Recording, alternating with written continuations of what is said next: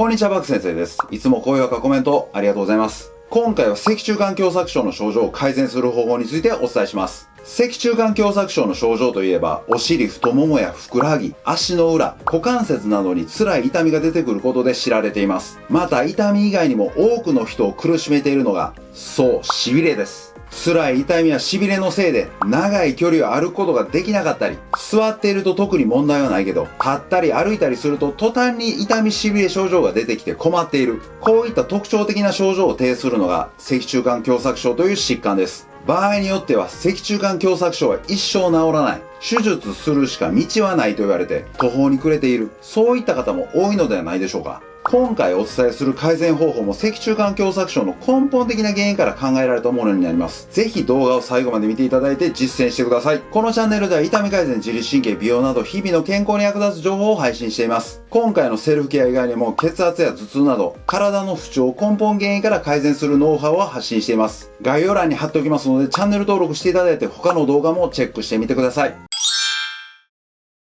まずあなたに知っていただきたいのは脊柱管狭窄症の症状が起きるメカニズムです。これが一番重要です。なぜならこれを正しく理解しないと症状を改善することができないばかりか、誤った方法により症状を悪化させてしまうからです。脊柱管狭窄症とは神経の通り道である脊柱管が文字通り狭くなっているということを知っている人は多いと思います。背骨の後ろ側にある神経が通っているスペースが脊柱管です。ただなぜ脊柱管が狭くなってしまうのでしょうか。実はこれを理解していない人がほとんどです。これを今から説明します。脊柱管狭窄症の症状を訴える方に共通して言えることは、姿勢が悪いということです。具体的に言うと巻き肩猫背の姿勢です。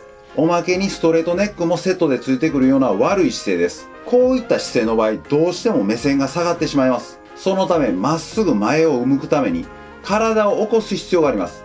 実はこの時に腰が反ってしまうんです。腰が反ると背骨の後ろ側に走っている脊柱管どうなりますか？そうです。狭くなるんです。またこれは一時的なものではなく日常的に腰を反らす姿勢を続けている方が多いので、すぐ下にある骨盤を含めて股関節にも大きな影響があります。具体的には骨盤が前に傾いて股関節が曲がり伸びない状態になるということです。この姿勢を日常的に続けていることで次第に股関節周りの筋肉が固まってしまい、伸ばそうと思っても伸ばせない状態になってしまいます。これが脊柱管狭窄症の症状が起こるメカニズムです。この状態を改善するためにはこの固まった姿勢を何とかする必要があります。姿勢が固まる主な原因は股関節の前側の筋肉です。骨盤が前に倒れ股関節が曲がった状態なので、股関節の前側の筋肉が常に縮んで固まってしまうからです。今回は脊柱管狭窄症の症状の改善を図るために股関節の前側の筋肉である大腰筋、大腿四頭筋、大腿筋膜小筋以上の3つの筋肉にアプローチしていきます。では早速やっていきましょう。ステップ1は大腰筋のアプローチです。太ももの骨、大腿骨の付け根から股関節をまたいで背骨についている筋肉です。注意点があります。大腰筋はこのようにお腹から触っていきます。結構深い場所にあるため、腹部大動脈瘤などお腹にリスクのある方は避けていただくようにお願いします。まず1つ目の段階は大腰筋のマッサージです。仰向けで両膝を曲げた姿勢から始めます。大腰筋は背骨についている筋肉ですが、お腹側から触っていきます。具体的な場所ですが、左の大腰筋であれば、おへそから骨盤の前の出っ張りを結ぶラインのちょうど真ん中のポイントです。ここを押していきます。ここを指先で押していくんですが、結構深い場所にあるため、しっかり指先を沈めていく必要があります。こんな感じで両手の指先を使うとやりやすくなります。まず両手で先ほどのポイントを押していきます。ゆっくりかつしっかり指先を沈めていきます。この状態から左の足、こっちの足を曲げ伸ばししていきます。かかとを反らせながら10回曲げ伸ばしやっていきます。曲げ伸ばしやっていくと大腰筋の収縮が入ると思うんですが、押さえてる指ね、緩まないように注意しましょう。終わったら反対側もやっていきます。2つ目の段階は大腰筋のストレッチです。まず左の大腰筋からやっていきます。反対側の膝を抱えます。このように膝を胸に近づけます。膝が曲がりにくい方に関しては膝の裏を持ってこんな感じでやっていただいても大丈夫です。ストレッチする方の膝をこのように90度以上曲げた状態がスタートポジションです。ここからゆっくり足を伸ばしていきます。5秒かけてゆっくり伸ばすのがポイントです。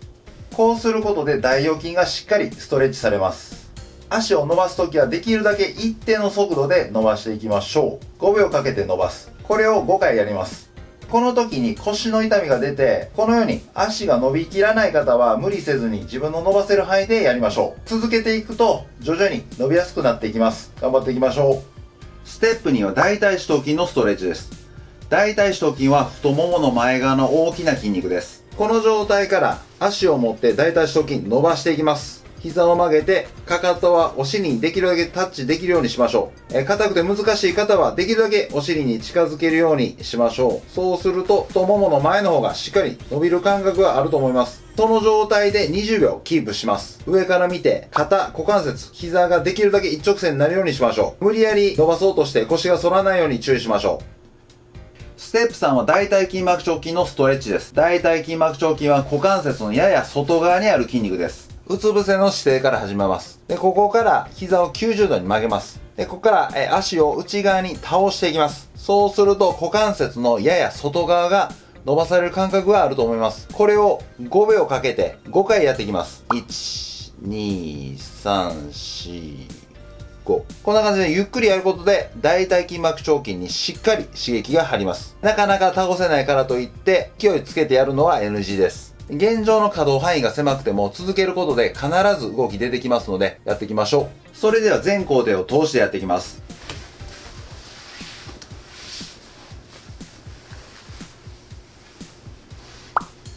大腰筋1つ目の段階はマッサージです。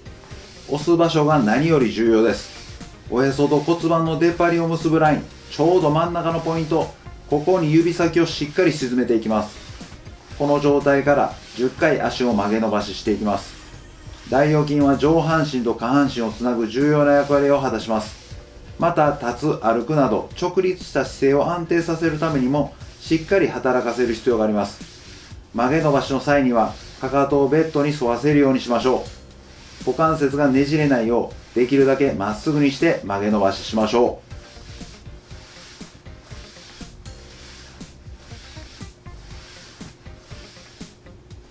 う。大腰筋2つ目の段階はストレッチです。まず反対側の膝を抱えて胸に近づけます。大腰筋を伸ばす方の膝を90度以上曲げた状態からゆっくり足を伸ばしていきます。ゆっくり一定のスピードで伸ばすのがポイントです。5秒かけて伸ばす。これを5回やります。筋肉は伸ばす時にも収縮します。この原理を使うと大腰筋を効果的にストレッチできます。反対側の膝を抱えることで腰が反るのを予防することができます。足が伸びきらない方は無理せず現状の範囲でやりましょう。続けると徐々に伸びやすくなっていきます。膝が曲がりにくい方は膝の裏を持ってやっていただいても大丈夫です。大腰筋は腰痛の原因になる筋肉トップ3に入っています。日常的にケアしてコンディションを整えることで腰痛の予防にもなります。またお腹にある主要なインナーマッスルなのでしっかり大腰筋を働かせるとぽっこりお腹の改善にも有効です。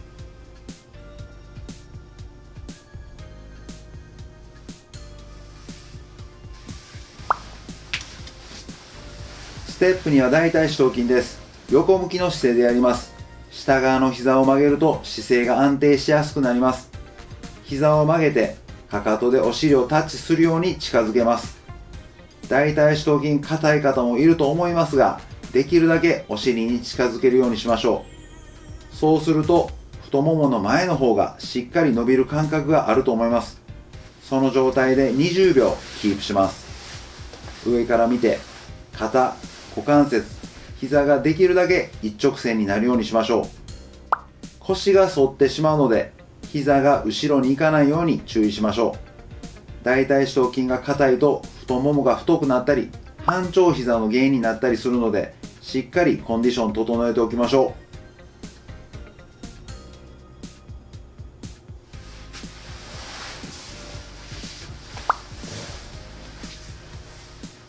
ステップ3は大腿筋膜腸筋です。うつ伏せの姿勢から膝を90度曲げて足を内側に倒していきます。5秒かけてゆっくり倒します。これを5回やっていきます。ゆっくり動かすことで大腿筋膜直筋にしっかり刺激が入ります。またこの時に股関節の動きを意識するとより効果的です。左右で動きに差がある方もいると思います。動きが悪い方もできるだけ動きがいい方に近づけるように頑張りましょう。動きが出にくいからといって勢いをつけるのは NG です。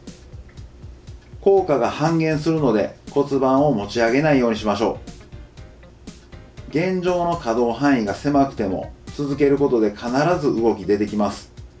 根気強くやっていきましょう。大腿筋膜張筋は人体を介して膝関節にも大きな影響があります。そのためこのエクササイズは膝の不調の改善予防のためにも有効です。お疲れ様でした。今回は脊柱管狭窄症の症状を改善するセルフケアについてお伝えしました。悪い姿勢が原因で腰が反って股関節が前に倒れた状態で固まることが主な原因でした。セルフケアは継続が命です。長い時間をかけて問題のある今の姿勢ができたわけです。その姿勢を変えていくためには根気よくセルフケアを続ける必要があります。頑張っていきましょう。それでは次回の動画でお会いしましょう。バイバイ。